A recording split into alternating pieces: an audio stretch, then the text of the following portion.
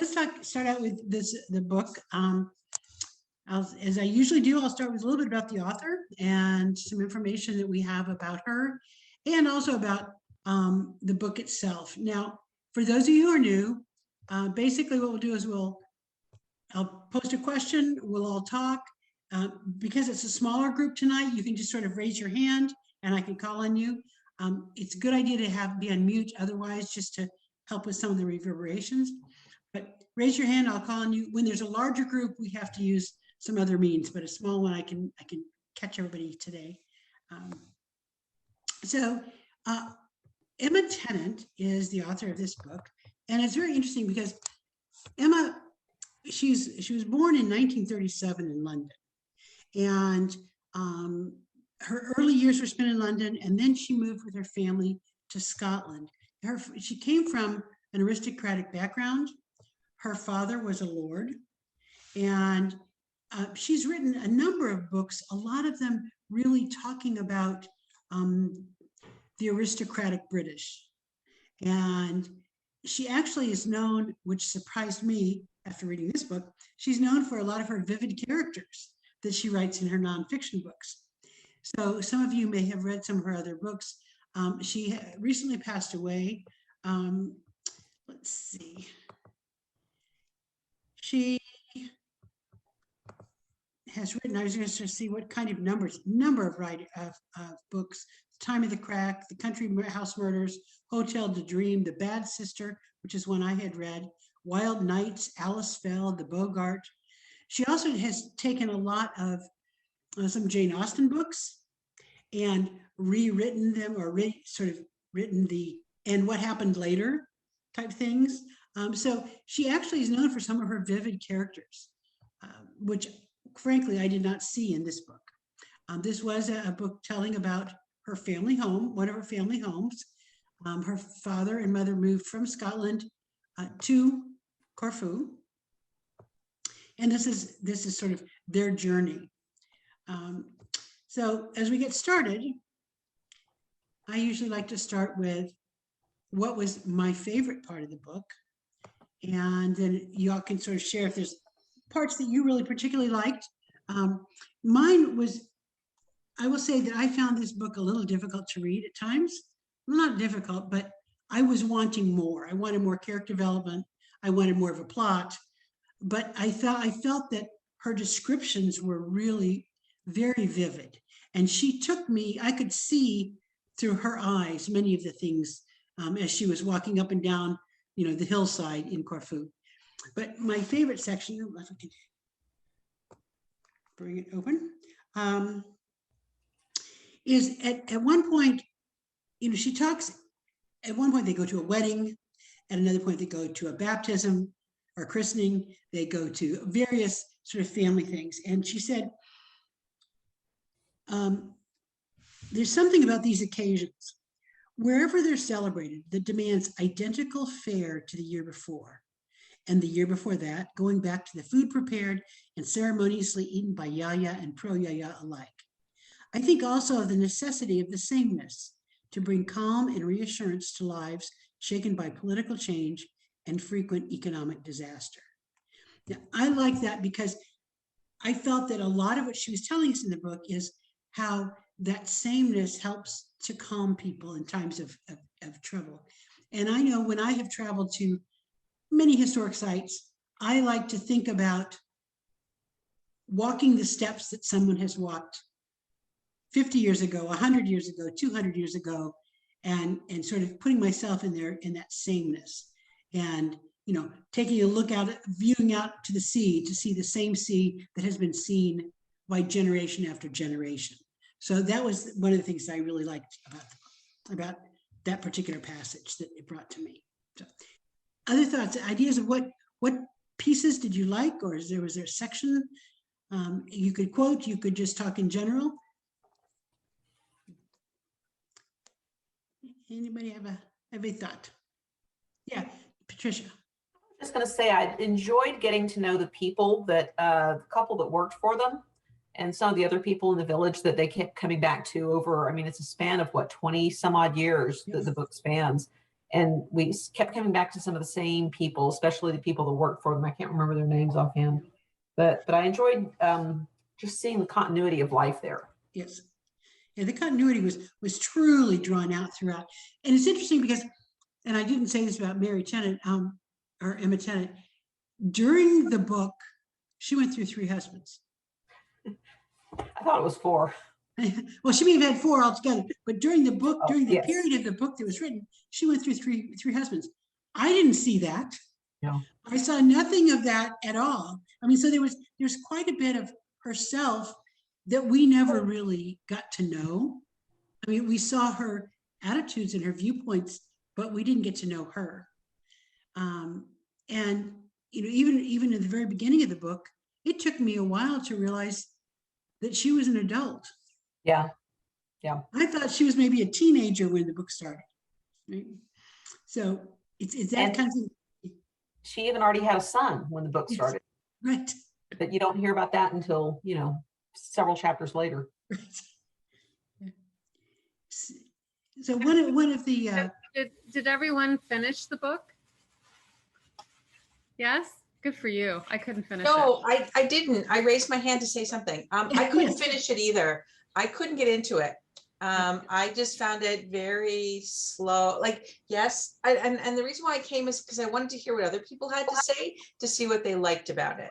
Because I found it very slow, very ponderous. Her sentences went on for paragraphs. And I couldn't get into it. And I had the book for a long time. I'd pick it up, I'd put it down, I'd pick it up, I'd put it down. So yeah, I'm curious to hear what other people thought.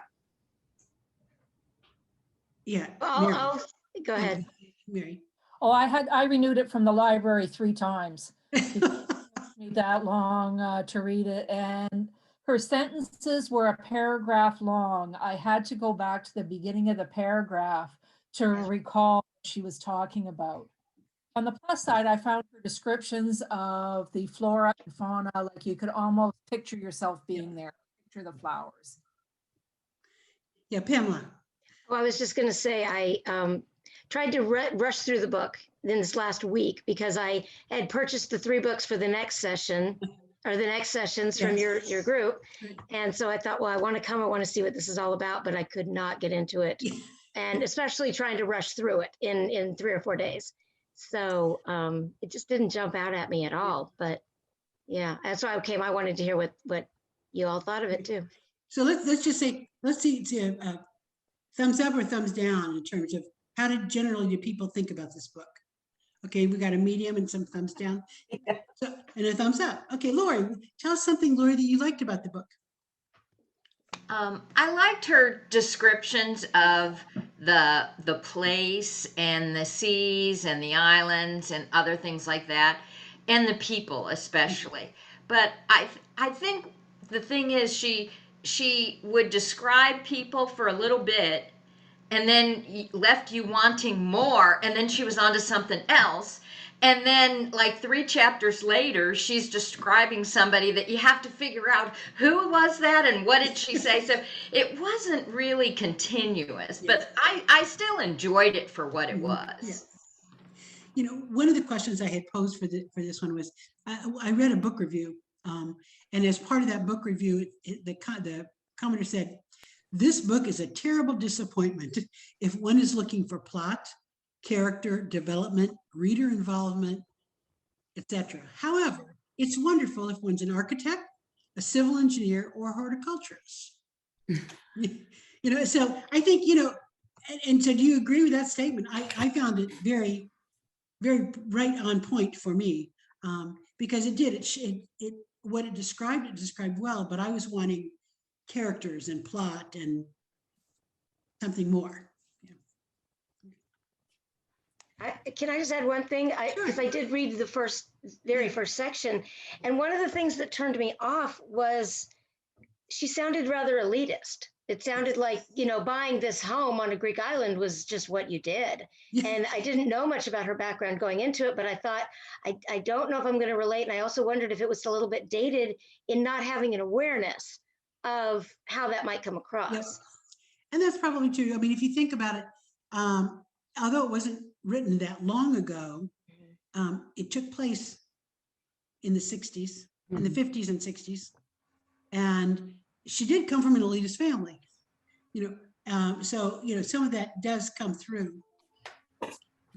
What have some of you known about or thought about Corfu prior to reading the book? And did this book confirm or conflict with some of your impressions of the island? Yeah, Patricia. I actually went to Corfu in 1982. So it was roughly about the time her father was dying. So right about the story, I was in Corfu. And I was only there for a few days. And I did go to, and I'm not going to say it right, Paleocastrina. I did visit there. And maybe that's one of the reasons I was more connected to it, because I had some vivid memories of the time I spent there. And one of the things I remember about being on Corfu is that you would see women who were dressed they could have been in the 1700s, the way they were dressed, the way they walked around, the way they moved around the island. Somebody told me that, oh yeah, half the women here have never left the island, which it was like, God, really? But, the life there was very, very stuck in time. Even in 1982, and I'm sure it's changed now, but I think that's one of the reasons I enjoyed the book, because it sort of revived memories of when I was there. Who else has been to Corfu? Mary Burke. Yeah. I felt the same way as Patricia. I basically skimmed the book. I tried to get into it and I was like, okay. But what I started doing is skimming and circling the sentences that I could relate to. And I felt like getting a charcuterie tray with the figs and the olives. And, I was like, oh my God. I'm really... But I, and the other thing I remember, that do you all recall perhaps maybe 5 or 6 years ago when Greece was just in the tanks and there was talk of bailing them out because they were so bankrupt, and we were there traveling at that time, and I just thought the juxtaposition, there's a line in here that says time to a Greek, something about this. Let me see if I can find it. Yeah. Time and cigarettes. Time maybe is hard to measure for a Greek as distance. And then it goes on. Yeah, about cigarettes. Something's 1 or 2 cigarettes away. And so during that time we were in Greece. And so, I understand the siesta. I think, wow, this is so cool. They take time to relax. But, if it's 2 to 4, I mean, we were walking around and it was 1 and it says, we'll be back or whatever. In Greece, the sign was flipped, but then they're still gone at 5 o'clock. And I thought, on the one hand, I just thought, wow, they just are enjoying life. But when they're bankrupt, it's like they just don't have the urgency to make the money, which, you could argue either way. But so that's what I did. I circled different things throughout the book that made me connect with what I saw. And also the women, the women that were, wow, you look at it and say, wow, this is intriguing. Yeah. But they are stuck in time. And how about the women with the cement? Yeah, I was going to say, they were really the true workers. Seen that in other parts of the world, but maybe y'all have. I was like, oh, I don't remember seeing that, but has anybody seen that with women hauling cement and like heavy bags of concrete? Yeah, I've seen too many places. I've seen it in Romania, in India. Yeah. I've seen too many places where the women are doing the vast majority of the work while the men sit around. Yep. A lot of places. I've seen that, but I haven't seen this carrying the cement. Okay. Are there other people who have maybe been to Corfu or had thoughts about Corfu before reading the book? I've been there. I went in 1977. A friend and I were traveling around Europe in an old Volkswagen van. And Corfu was one of my favorite places in the trip that took in 17 countries. Wow. It was just wonderful. Every beach was different. There were all these beaches and every beach was different. And I remember swimming in Paleostrategia Bay with the beautiful crystal clear water. Mm. And Rula, you've been nodding your head. Have you been to Greece? I am Greek. You're so- Greek. Welcome. Rula's our special guest tonight, so she's going to tell us all about Greek culture. Oh, good, good. Yeah. I have been to Corfu. I've been to many islands. My family's from the island of Crete. Mm. So I changed my background because that's my favorite beach in Mhm. Crete. Yeah. And it truly does have pink sand. It's beautiful. I loved Corfu. I find the islands are very unique from one another. Mhm. So when I went to Corfu, I just felt it was such a different experience from the islands on the eastern side of Mm. Greece, right? Because that's more on the western side of Greece. Right. I found it had a lot more foliage, I guess I would say. But like you all, I did find all the beaches are different, but I do find that across all of Greece. Mm. Good. Welcome. And Karen, did you say you had some thoughts or? Oh, okay. All right. So let me just pull up the next another question we can talk a little bit about. Let's see. It shows how the book shows the huge changes that have taken place since the beginning of the building of the house. And it celebrates equally the joy and the belonging of a timeless world, yet, it's a world of olive and wine and sea. And what was it specifically about the timelessness that appealed or did not appeal to you? And how do we see the passing of time in a place like Corfu? Now, for me, of course, again, this is set back in the 60s, but the idea of going to a place that is still steeped in tradition, and still had some very significant gender roles that were necessary to follow, and some of the traditions like the wife, the 14-year-old bride, going to the husband's house. Some of those we might look at as being, I wouldn't want to live there or be part of that, but at the same time, to me, there's something very calming about not being inundated by the modern world. And that, I have not been to Corfu. Greece is one of the places I really want to go ever since I lived in Europe in the 70s. And my husband used to go to Crete all the time, which and I've always wanted to go and I've never been. So that's always been on the top of my list once I start traveling again. But it's that idea, and I found it a little bit in Eastern Europe as well, is some of that old tradition is still there, and I find it very calming. So what are some of your thoughts about tradition versus the passing of time?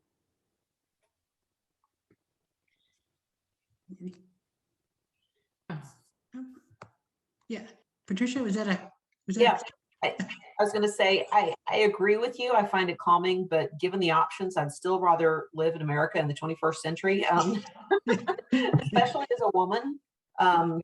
Just too much about those times and places are just so sexist, and the gender roles would just drive me crazy. So I'm glad I have electricity. I'm glad I have freedom, and I'm glad that I live when and where I do. The whole idea of electricity is an interesting thing, because most of us take electricity sort of for granted. And I know I spend a lot of time in Latin America and in some of the small remote villages, many that do not have electricity, or if they do, there's a big banner out. I'll never forget driving into a town, going in our Willie Jeep, and the outside of the town said the name of the town, and it said electrified 1982. Because there was so much pride in finally being electrified. So that whole idea of the not having some of those comforts that we are kind of used to is probably an issue. The idea of the water, trying to find water. And the fact that they brought somebody to douse and find a well, and they worked on it for a while, and then didn't work, so we'll try next year. And then we tried next year, and didn't work, we'll try the year after. I mean, I can't imagine waiting for year after year after year to have fresh water. This is sending me into a time warp, this conversation, because I remember being a little girl and going and visiting my grandparents in Crete, specifically. And they didn't have electricity. They had these little lanterns, and we actually have some of that memorabilia at home. And even the water, they would get rainwater, and we used to have to boil water in pots to mix with the rainwater to take a warm shower. And now I go back and it's such a different world. I mean, they're so much more modernized. But for me, I actually feel it has enriched my life to have been able to really, every time I visited, I have goosebumps, every time I visited, being able to see how life has really changed and evolved. So I remember sitting with my grandpa and my grandma, and all they had were these little lanterns lit, and we would just sit. There was no TV, there was nothing, right? But life was simpler. Yep. It was a lot simpler. Well, I'm curious. I'm sorry. I'm curious if your grandparents had I mean, obviously they knew about, everything in other places. Did they want it at that point, or were they comfortable not having? So there were the haves and the have-nots, right? The have-nots typically lived in the village. There were still the people who had accumulated a little bit more wealth, but until they brought electricity to the village, it wasn't a possibility. So that's why so many of the younger generations left the village, because they were seeking that, right? And I don't know that it's that different from, it's not exactly the same, but I don't know that it's not that different from people who grew up in really small towns in Canada or in the US, and they leave to go away for school, and they leave to go away for opportunity. It wasn't that much different then, except they were also leaving the entire country. Right? Because access to university wasn't really a possibility. So a lot of them were leaving just to get access to university. Mary. And then Karen. Some of the traditions, though, I remember sitting, having, eating, and looking at the table next to me, and there were 4 generations of women. The great grandma, grandma, mom, and then a little baby. And I was so envious, and I thought I would love to be close to my relatives, where they're around the corner. They're able to be together. So I think some of those family values, and that, because we always, everybody moves away here, like you said, in many parts of the world, they move away, but those small villages where people are still there, I think that's lovely. I'm going to say probably until maybe 20 years ago, maybe 15 years ago, they would build homes, and the parents would have one floor of the home. It was traditional as dowry for a daughter, that they would either build a house for her, or they would give her part of the house. So you started to see stories being built, and the parents would live on one story, the daughter would live on the other story, and then another family member would live in the other. So they were still living in the same building or beside each other, because they would build on the same piece of land. All of them would live on a plot of land. Karen, you had your hand up? Yeah. Karen Schwartz, before Mary speaking, you also. Sorry, yeah, I keep freezing. I don't know what's going on. So I guess I have a different view of islands. I'm not sure I would want to live on one. I find them a bit claustrophobic, I have to say, because everybody knows everybody. Everybody knows your business. And I remember I was 18 and I was an exchange student going to the Philippines from North America. And I remember flying over the Philippines thinking, oh my God, one wave could take out that island. They're so tiny. And I don't know that I'd want to live on an island. I found that very challenging. I have a cottage in Quebec and we have a well. And so I know very much about the care and maintenance of wells and getting the water tested every couple of years to make sure it's still good and being dependent upon the water in the well. Now, yes, I could go into town and buy water, but you know, I have this well, and I think it's easy to kind of romanticize about that, but it's, you know, and I have a septic field and there's the care and maintenance of the septic field, and all of these things are a lot of work and a lot of thought. And yeah, so I hesitate against romanticizing about things like that. Yeah, Pamela. Yeah, I was thinking the same thing because it sounds so idyllic. And I know in my own personal life, I lived with 4 generations of the women in our family, all within about 3 miles of each other. And it was so difficult. I mean, I had to leave. It was so hard. And that may be modern socialization. And the expectations we have and the options we have. Sure. But yeah, I wanted to reiterate what Karen said there about that. Good point. Good point. Let me bring up another question. Oh, so one of the things, you know, we talk about the passage of time, and an additional thing is when we think about the passage of time, think about when the book was set. Okay. Now that book, it takes place in the 60s, in the late 50s, early 60s, and there were a lot of changes to women's roles at that time. Okay. Let alone in Greece, but just in general, overall, worldwide, we started seeing significant changes in women's roles. And how did time come through? And what I mean in terms of what do we see of that movement of the 60s coming through as major changes to women's roles? Did we see any of that in the book?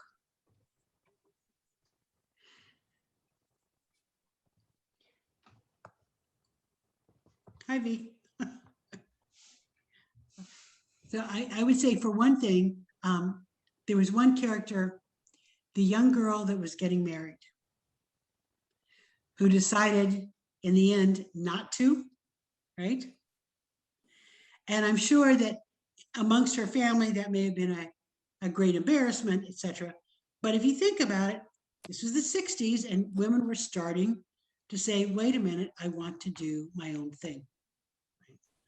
So that was one that I saw coming across in the book that shows some of that translation of the gender roles starting to change somewhat.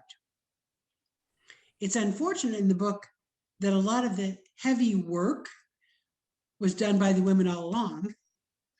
It wasn't so much a society, at least as it was portrayed in the book, it was not set up as a society that men had all the jobs and women stayed at home, right? It was more women had the jobs, men sat around, and women stayed at home as well, right? So I don't know if that's just the author's interpretation of it or not. Other thoughts about gender roles in terms of how they changed during that time frame, or other things you saw in terms of changes that we saw in the greater society that filtered through into the book. Yeah, Sally. Yeah. First of all, I just wanted to say I loved that story about the woman who decided, because the choice was between getting married and blowing the trumpet in the brass band. Yes, and that was just wonderful. Although we didn't get to see her in the brass band at the end, which was a pity. We don't really know whether whether she had the musical life she wanted to. But yeah, there were a lot of changes, I think, in the last part of the book where the narrator was talking about the young women riding around on scooters, and the independence, I think, of them being on those mopeds was was very symbolic of the changes throughout. Mhm. But at the same time, there was just seemed to still be this acceptance of those. I mean, the terrible stories of the girl that was put on the fire for losing her virginity, then got married to the man who but couldn't bear him children, so they took in this other woman from the village to bear him children, and the child died in childbirth, and she was cast out. And yet, and there still seemed to be a sort of acceptance that was just how things had happened. Mhm. Which is a bit disturbing. In fact, I had forgotten about that part until you just now mentioned it. So, other thoughts? Okay. So, in general, let's see, I think I have one more question. Which characters would you have liked to have seen drawn out more and to be more fully developed? If we go in with the assumption that one of the issues in this book is that the characters were not fully developed, plots were not fully developed, which ones would you have liked to have seen pulled out more and highlighted a bit?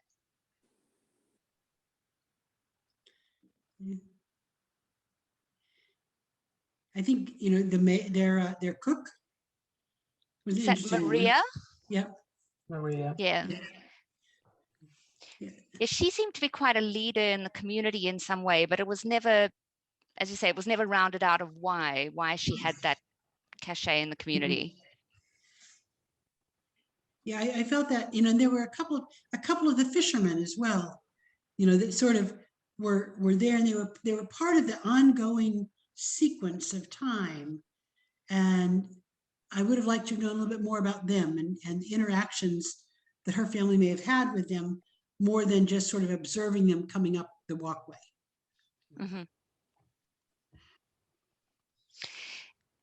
It's tricky though as a memoirist, because although she obviously has very, very strong ties to that house and that location, she probably never developed well-rounded relationships with many of the people she spoke about. So,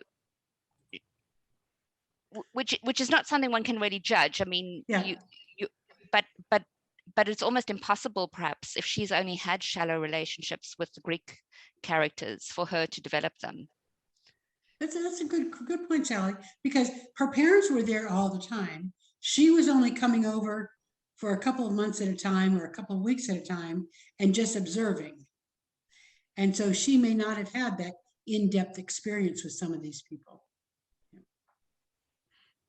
But it does, you're right, it makes it a less rewarding book for the reader. Right.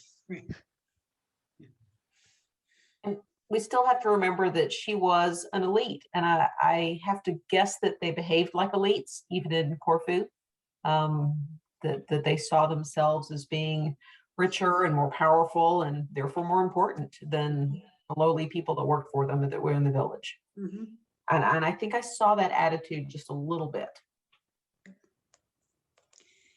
You know, how many of you have watched the Darnells of Corfu? Some part of it on PBS, just a couple. Okay. So, I mean, that was part of my education on Corfu was through the TV drama, and of course that was set a little bit earlier, you know, 20 years, 30 years earlier than this book. But again, it's the elite coming and establishing themselves outside of the village. The other thing that's interesting, I don't know if you noticed when, and Carolyn put it on the website, is that that house, her parents' house, is available for rent. And you can rent it, I think it's, I don't know, a couple thousand a week, something like that. So that'd be an interesting place to go, although I'm a budget traveler, so I would probably go stay in some little pension down on the, you know, in the middle of town in the village. But again, Greece is one place I really want to go to. Now with that, I think, Carolyn, I'll turn it back over to you, and then you can introduce Rula. Sure. And again, thank you everyone for persevering tonight and working through the links and the joy of Eventbrite and online events. Sometimes things work and sometimes they don't. So I did want to ask, and Rula might talk about this too, is have you all been to other, I know we talked a little bit about Corfu. Have you been to other places in Greece, or is it more a place that you'd like to go? So is it, for those who have been, maybe just a hand, I'm just curious who's been already to Greece? I've been to Crete. I've been to quite a few. Greece, Cyprus, but Yeah. not Greece itself. And so when I went to Greece a few years ago, Rula, I went to Crete for a week, and Rula was a huge help to me figuring out where to go. But in the end, I completely abandoned everything I had booked and just got in my car and drove because I wasn't happy with the Airbnb that I booked. Oh. And I was with my daughter and her friend. And so we just literally got up the next morning and started driving and went from and it's an island. So, you know, how far could you go, right? Yeah. So I figured we'll just drive and we'll find some place to stay. And in the worst case scenarios, we'll sleep in the car or sleep on the beach. That was my attitude. So we ended up finding the most beautiful little family run inns and didn't even know really where we were going, and ended up at Elafonisi and Calcinera and some of these beaches that I'm sure Rula will mention, just really by chance, and had a beautiful drive through the mountains. I didn't realize how mountainous Crete would be, and I didn't have the right car for that either. But anyways, and the driving is treacherous. Learned. But anyways, I asked Rula to come because having known her for about 20 years, Oh my gosh. 20 years, she's taught me a lot about Greek culture, and I just thought it would be lovely to have her come and talk a little bit about some of the things that would be helpful to us if we want to travel to Greece, and also a few words of Greek that we could practice for the next time. So Rula, I'm going to turn it over to you, and maybe you could tell a little bit about your family and then educate us on the ways of the Greek people. And the last thing I'll say is I also watched a documentary on National Geographic, a 3-part series on Greece, and I learned a ton about it. So there's some really good, you know, aside from the Durrells and things like that, some very good documentaries. And the Greeks did a tremendous amount for our society and our world, things that are still language, you know, is one. So I would encourage you to dig a little deeper. Rula. All right. So hello, everybody. My name is Rula, but that's not really my name. This is your first fun fact about Greeks. Did any of you see the movie My Big Fat Greek Wedding? Yep. Okay, do you remember Tula? Okay, well, every Greek girl can have a name that ends in Ula. And what they do is they typically will take your given name and then take the last consonant and add Ula to the end of it. So my real name is Argyro, which means the direct translation is silver. If you guys remember your chemistry periodic table, the symbol Ag was for silver.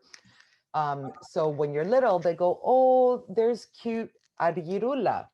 And then they drop the front end and you end up with the last consonant. So Rula. So my mom's name is Sula. My name is Rula. In high school, and I can't even make this up, my best friends were Tula, Nula, Vasula, and Vula, and me, Rula. And they would just call us the Ulas. So if you meet anybody with an Ula name, you'll probably want to ask them, but what's your real name? So there's one fun fact right there.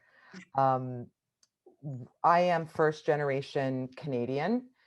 So I was born here, but growing up, I went to Greek school from grade 1 right through to the end of university. We had to go to Greek dancing every Sunday, and you had to perform in your traditional costume and go to the Greek dances and caravan. We used to have a festival in Toronto called Caravan, and they would have different multicultural pavilions. So we used to perform over there. And of course, up until 20, I was required to marry a guy from Crete. 20 to 25, he had to be Greek. 25 to 30, he had to be European. And then after 30, my parents said, just marry anybody. Like, take anybody at that point. And that is very true. Things have changed since then, but I'm going to tell you my experience being the only girl in all of my dad's family. So all of my dad's siblings had boys, and I remember going to Crete. Probably I was about 12, and I went to Crete, and the guys were going down into the town to go pick up bread and some pastries and a few things from the supermarket. And in Toronto, I would go along with my brother and my cousins if they were going.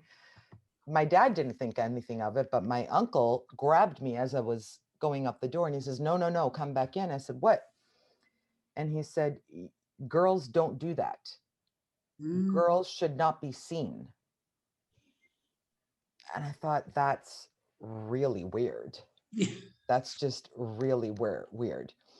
And I remember when I was going to go to university, I was actually the first person in my family, all of my family, to go to university. And my uncle called my dad and said to him, do you think it's a good idea for her to be too educated? You'll never be able to marry her off if she's too educated. And my mom comes from a family of 6. They pulled all the girls out of school at the end of grade 6 because they had to go and work and pick the olives and, you know, take care of the farm and the animals. And the sons were the ones who were allowed to complete their education and then go out and, you know, make a name for the family. And their job was, they actually paired up. There was 3 boys, 3 girls. They each paired up with a sister, and it was their responsibility to get that sister married off. So my goodness, have times really changed. I go to Greece now, and I'll tell you that those of us who are the children of the immigrants who came to different countries from Greece, our parents continue to carry forward the traditions and the culture of that they were raised in. But Greece actually became a lot more modern while we were still kind of living in those 1960s types of traditions. And, you know, we weren't allowed to go to a school dance. I wasn't allowed to go out at 19 years old unless my brother came out with me. I had to be chaperoned. So you went to Greece and people were like, oh yeah, we're going night clubbing. Come on, let's all go. Oh, do I have to take a boy with me now? No, no, you can go. It's fine. But back here, I had to have my brother. That's so interesting. Yes. I've never thought about that, how people are rooted not just in the country they came from, but the time they came from. It very much was. And I'll tell you, you guys talk about a 14-year-old, I think you said there was a 14-year-old girl who was getting married in the book. Yeah. Well, my parents got me engaged when I was 15. And I lived here and, you know, modern world, right? But a young man, 24 years old, he had seen me at Greek dancing and he thought I was lovely. So he started to befriend my dad and they started hanging out. And next thing you know, the guy was calling the house. I picked up the phone. He says, oh, hey, hi, how are you? Oh, would you like to go out to a movie sometime? And I was trying to be cool. I wasn't allowed out of the house at 15, just Greek dancing and Greek school. That was it. And I was trying to be cool. And I'm like, oh yeah, sure. You know, let me know. And maybe if I'm not busy. So the next thing he did, he called my dad and said to him, I'd like to take your daughter out. And my dad said, well, you know, I don't know. What are people going to say if they see my daughter out with you? So he talked about it with his parents, and the following Friday, all of his aunts and uncles and his parents and his siblings came to my house, and they said the kids want to go out, so we want to give her, we think they should get engaged. We'll give her a promise ring, and then we'll organize an engagement party so that it can be legitimized. I was floored. I walked, like I looked at my dad and I just shook my head and I ran out of the room. And then my dad came and talked to me and he says, "Do you trust me?" I said, "Of course I do." So it's a good guy, good family. This is just about having a legal boyfriend. Well, I can tell you that we did get engaged. We had a party with 200 people. It's like a mini wedding. They drape jewelry all over you. So we were both draped in jewelry. And a month later, I wanted nothing to do with the guy. I hadn't even kissed a boy, right? I hadn't held a boy's hand. I hadn't even kissed him yet. And he got fed up because I didn't want to go out with him. I felt like this was being rammed down my throat. And his parents said, "Well, maybe she's not a virgin, and that's why she's trying to back out of this." And they put me in a room with the fiance, my dad, his dad, and just me. And he says, "You can tell us, if you're ruined." And I said, "I don't know what you mean by that." So this book is written in 1960s. This happened in the late 80s. Right? But it happened in Toronto because of these old traditions and the way that they thought. I can tell you that after that, my dad did not force anybody on me. I lived my life. I didn't get married till I was 35, which was an issue with the Greek community, but I did it my way and I'm happy, and, life is grand. And boy, things have changed since then. They've really changed. But it took, I have to say, our generation, I'm going to say my generation, really broke the mold there, because you would go from your parents' house to your matrimonial home. You did not live on your own. So I was the first one in the whole family that moved out and lived on my own. And my parents were lying to people and saying that I had gone to Spain for the summer. Yeah. Yeah. Yes. So things have really changed since then. My daughter is 15, has had her first boyfriend, and my mother said, you should let her have a boyfriend. It's good for her to experience, how different people treat her, so that when she finds the right guy. When I was 15, are you kidding me? That was not going to happen. My aunt got married when she was 15 to a 38-year-old man. So things have really changed, and we have choice at this point in time. Now, have you gone back to Greece or to Crete? Yes, and I during love this it. time frame? Yeah. Yes, I've gone several times. My parents have a small home on the island of Crete. So we're right by the port of Chania. And we haven't gone in a few years. My dad passed away a few years ago, so we as a family haven't gone since he passed away. But it's so different. And I just feel, I will say though, going back, I feel like I'm at home, even though I wasn't born there, even though, like I speak Greek very differently. When you go to Greece and you hear the natives speaking, they speak very quickly. I'm going to say that I don't find them particularly polite when they're speaking to one another. Like there's this little bit of an attitude in the city, not in the village so much, but in the city, there's this attitude, and I hear them talking and I'm thinking, oh, wow, we weren't raised like that. We were raised to use the plural form when, out of respect, when you're speaking to someone, you use the plural form. And, we're raised to be very polite. And when I go into, let's say, a hotel or a restaurant, they know I'm Greek, but they say to me, you must not be from Greece though. And I say, yes, I'm Canadian. And they say, we can tell. And when I ask them why, they say, you're so polite in the way that you speak. It reminds us of our parents' generation, right? So the society has really, really evolved. It's really evolved. And the formal, like the more formal way, the way you treat your elders was kind of the way you would treat a stranger, right? Now that isn't entirely lost. I'm going to say that. It's not entirely lost. And I don't think I can share my screen, but I can talk about it. I can talk about Philotimo, Carolyn. My screen sharing is blocked, so I can talk about it. Yeah, I just gave you access if you want to, Rula. Sure. All right. So share screen. Let's find the screen. Okay. So talking a little bit about, being Greek and trying to help you all get a little bit more acquainted. Some of you have been to Greece. Some of you are thinking of going to Greece. And at the end of the day, there's 4 things that need to be on your checklist.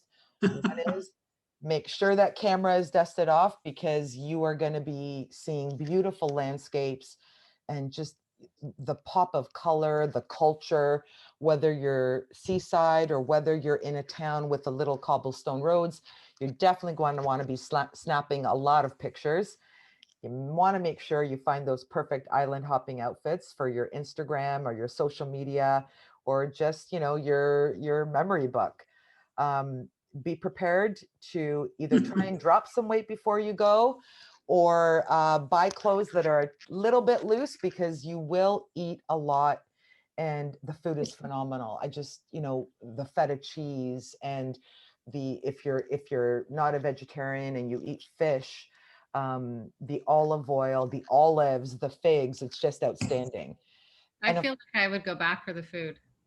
Honestly, not have a bad meal. I've traveled all over the world. I'm very fortunate that I'm well traveled.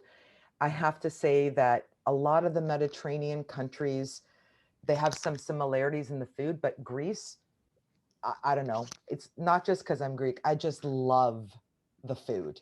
I was sick of Greek food, but going back to Greece and eating, I don't know. I just love it. My saliva is now I'm going to want to go and eat some feta and olives. But it's also great to learn some basic words and some basic phrases. I think like any country that you go to, when you make an attempt to speak their language, it certainly makes them feel, really good. And I do find that you get better service if you try and speak their words. The thing is, you guys probably already know a lot of Greek words. You just don't know it. There's over 5,000 words in the English language today that are based on Greek words. So let's learn a few of them. Some of you may already know these. What's interesting is yasu. If you say yasu, you can say that at any time. You can say it morning, noon, or night. But if you're going to say kalimera, which means good day, it officially means good day. That's good morning. You have to say that before noon. You can't say that after 12 o'clock. Kalispera, you can say anytime afternoon. And then there's one more, which is kalinichta, which is good night. So you can deduce that the word kali or kalo means good.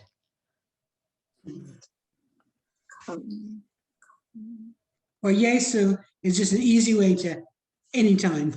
Yeah, it's Yasu. You could even just say yeah, right? And it just means hello, greetings. Some of you may have, who've been to Greece, may have learned the word efcharisto, thank you. And of course, being polite tourists, everyone loves to serve polite tourists. Here's a word that has 2 meanings. It means please, but it also means you're welcome. So the way you pronounce it is parakalo. Parakalo. Parakalo. Parakalo. Parakalo. Yep. Parakalo. You can say please, parakalo. You know, if you want to say parakalo, where's the washroom? And then you can also, when they hand you something or bring you your food, you can say parakalo. Parakalo. Yeah. Parakalo. Yeah. Please, you're welcome. Parakalo. Yeah, please and you're welcome. Parakalo. Parakalo. Thank you, it sounds like. Now, you can also say that what's interesting with this word, you can also say, let's say that you didn't understand something someone said, or you want to say, I beg your pardon. Again, you can say parakalo. Parakalo. Like I didn't understand. I misunderstood what you said. So now what's interesting about the Greek language is what you would think would be no in Greek. Ne means yes. Ne. Ne. Ne. Ne. And you'll find that Greeks will, they'll do one little nod of their head. Ne. Ne. When they say yes. Ohi. This is interesting. When you say ne, you put your head down, you go ne. When you say no, which is ohi, you go no, no. So you nod the head up for ohi, and you nod the head down for ne, yes. Ne. Ne. Oh. Ohi. Ne. So put the head up, ohi, ohi. Ohi. Ne. Ne. So just remember, in Greek, the no, yes starts with the opposite of no. So ne is yes, ohi, no. All right, so this is something everybody would probably want to know if you don't speak Greek. When you're in Greece, you want to know, do you speak English? You know, we communicate a lot with the hands in Greece, like many European countries. So the way you pronounce that is milate aglika. Milate aglika. Yeah, very good. Aglika. Yeah. Latte aglika. Oh my gosh, you could be Greek. I wish I could do Greek. That's really good. That's really, really good. You say it with a beautiful accent. Milate aglika. Milate aglika. Now, how many people like to drink wine? Oh yes, I'm watching right. some of you drink wine, and it's 11 a.m. here in Australia on work Oh my days, so I gosh. probably shouldn't join you. So you want to know how to say cheers. So the way that you say cheers in Greek is siia. Siia. Siia. Siia. And what that actually means is to our health. Siia. Siia. And I'm going to teach you a kind of little bit naughtier one that my dad used to say a lot. A lot of the Greeks say it too. It's not bad, but it's, you know, if you're going to be drinking any of the Greek liqueurs, you're going to want to do some bottoms up. So the way you say that is aspropato. Aspropato. Aspropato. So pato means bottom. Aspro actually means white. So the literal meaning of this is white bottom. And if you say that, you certainly will be impressing people. Now, my dad, I don't know if I can say this, Carolyn, I'm going to have to apologize if I say something not nice, but my dad used to say asprocolo, which means bottom, but a different type of bottom. So bottoms up, right? Yeah. And then everybody would laugh, right? Because it was so inappropriate. So aspropato, if you're going to be doing a shooter or something like that, aspropato. Now, here's some other ones that I think you guys really want to know. So, puine y toaleta. Where's the washroom? The other one? we all like. How much is this? And the one thing you need to know about Greece, whatever price they tell you, you can negotiate it down. The price they tell you is not the price you need to pay. They'll know that you're a tourist and they will unfortunately give you the tourist price. So always counter offer. So the way you pronounce how much is this, poso kani afto. And then if you're somewhere and you want to ask, what do you recommend? What do you recommend on the menu? Τι μου προτείνετε?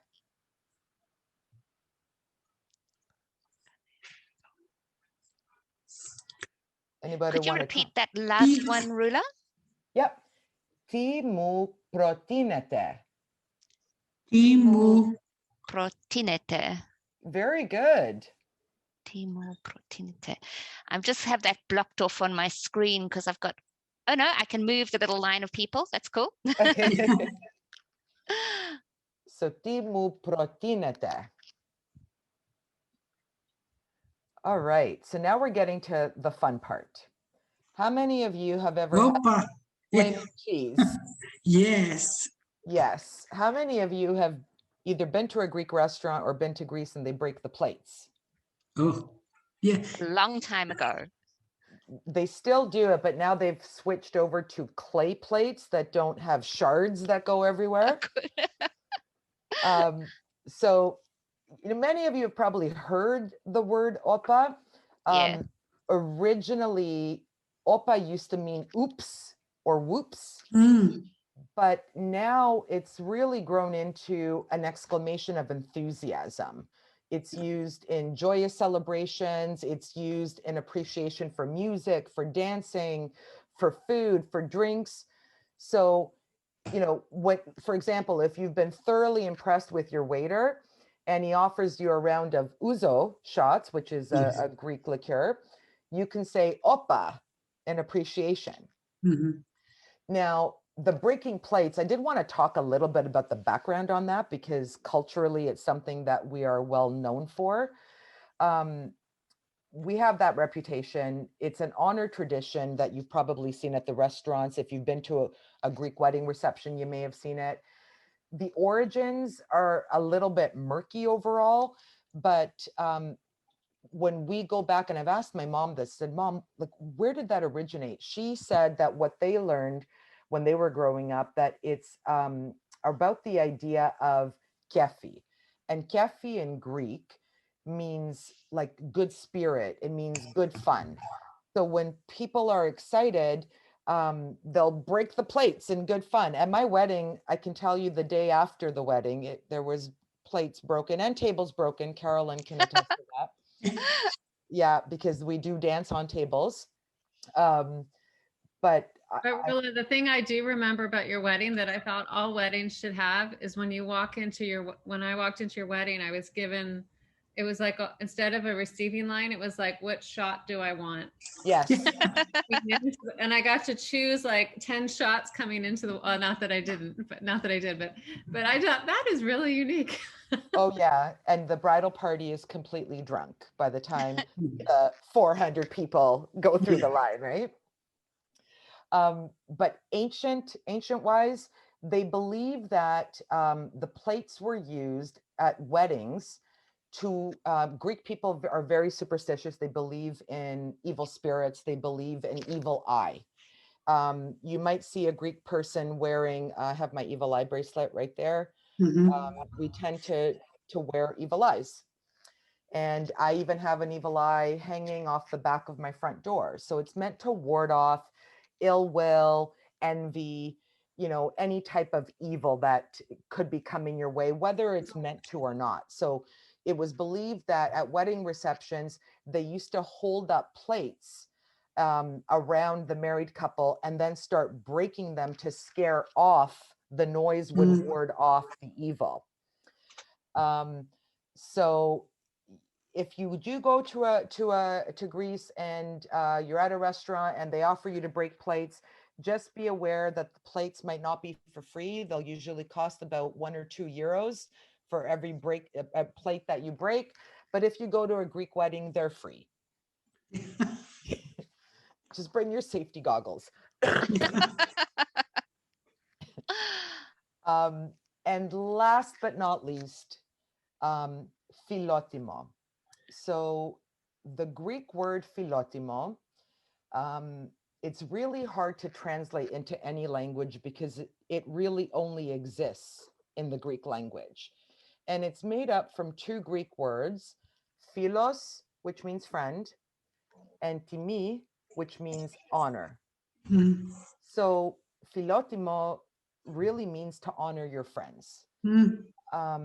At its core, though, each Greek, if you ask them what Philotimo means, you'll probably get they're not going to say it means friend and honor. What they'll say is it's a set of virtues that we live by. And it's virtues that encompass honor, dignity, generosity, hospitality, compassion. That's how we're raised. From when you're a little kid, you're taught to be this way. It really runs in the blood of the Greeks, and it's passed on from generation to generation. It is the essence of essentially doing good in life and not expecting anything in return. Mhm. And if I could quote Thales, and I'm sorry that this is a grainy image, Philotimo to us, it's like breathing. He said it best, a Greek is not a Greek without Philotimo. And this actually gives me goosebumps because it reminds me so much of the house that I was raised in and how I'm trying to raise my own daughter. Wonderful. Wonderful. And that's it. Really, it's been great hearing. I mean, I've really enjoyed hearing what you had to say about Greek and the Greek culture. It's really opened up another whole world to me. So thank you.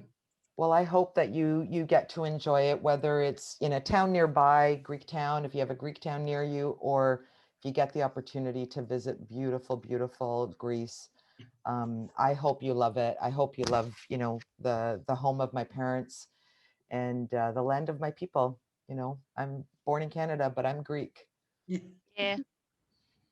That's been so interesting. Thank you so much, Rula. I do have a quick language question that maybe you can help me with. Sure.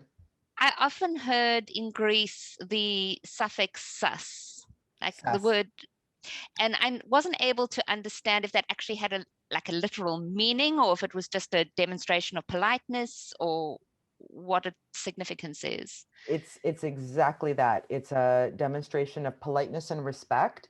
So if I'm speaking to an elder or someone in a position of authority or someone who is an acquaintance, I would say sus. So remember how I said earlier, you can say yasas, right? Mm-hmm. Hello, yasas.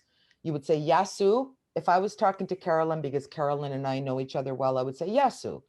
But if I'm talking to someone like you, Sally, who I'd never met Mm-hmm. before, I would say yasas. Mm. It's a sign of respect and politeness. So you use the plural form. Mhm. So it's the plural. And is it Yes. the plural of a pronoun? Is it like the plural of you or? Yes. Okay. Yes. It means like if I'm saying you, Sally, but it's like I'm saying you, like you. Sas is typically the plural for you. So it would be like the group of you. Yep. But I would Yep. still use that with one person, like very polite and yasas, even if I say, how are you is tikanis. If I was saying it to someone, in any of those positions that I mentioned, I'd be saying tikanete. Even though I'm speaking to one person, I speak in the plural. Mhm. All right. Thank you. My pleasure. Well, listen, Rula, thank you so much for joining us tonight. You really made this a special night, and maybe we'll do more language and Yeah. culture discussions like this. I think it helps, contextually understand these books that we're reading, and it also prepares us for travel, which is really what we're trying to do. So thank you, my friend. I've thoroughly enjoyed this. Thank you. And our next book is about Spain. So it's about the Camino. So maybe I'll look into getting someone to come and talk a little bit of Spanish with us because I love Spain. And I took Spanish lessons for the first 5 months of the pandemic, thinking I would be able to use them a little faster. And I think I've forgotten everything I learned. So, anyway. Carolyn, can I just ask a question? I tried to get all the book club signups as soon as the link came out. And as soon as when I clicked on that, it said sold out. So I Really? wasn't able to register for it. So I was thinking, how could that happen? Because we could have a lot of people here. Yeah. So yes. Eventbrite, you mean? Pardon? For Eventbrite? For the next book that wait a minute. It's one for the Spain. Is that the one? Do you For mean walking- the book box or the Eventbrite? No, for the Eventbrite. But it's for walking the road. Is that for walking the road? Yeah, I wasn't able. It said sold out. I could not either. This is the book. I'll fix Yeah. it tonight. Okay. Thank you for the feedback. I'll look at that and see what's going on. So I might still have a chance to get into the. Oh, yeah. Because I still need to sign up. Me too. I will check it in my off hours. I'm an Eventbrite planning expert, I guess. So. Just one more thing to put on your to-do list. Oh well, we'll get that fixed. Yes, we're never sold out. I mean, I put them all at 100. So if you have any trouble, just let me know. And it's probably something I've done wrong setting up the event. So anyways, thank you all for coming. Thank you for staying late. And Rula, thank you for all your great tips. And of course, Wendy, as always, my partner in these events. Thank you for the lead. See you next month, everybody. Yeah. Okay, August. Thank you. Looking forward to it. Okay. Bye. Bye-bye. Bye. Bye-bye.